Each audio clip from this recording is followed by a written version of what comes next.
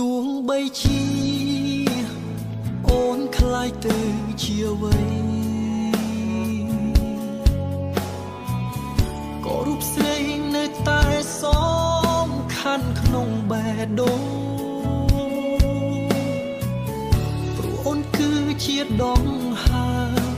សង្សាមសាមបេះដូងបងជីវិតនេះបើគ្មាននួនល្អបងรู้មិនបាននៅក្បែរអូនទួស្ងួនទៅដល់ទីណាបងមិនប្រែចិនដាចោលរូបអូនឡើយត្រឹមមានអូននៅក្បែរបងអូននឹងគ្រប់គ្រាន់ពេកហើយ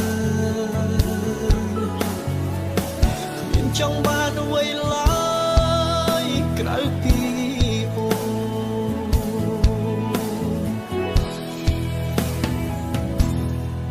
សម្រាប់បងគឺអូនល្អគ្រប់យ៉ាងសុំតែម្យ៉ាងកុំទៅណាឆ្ងាយពីបង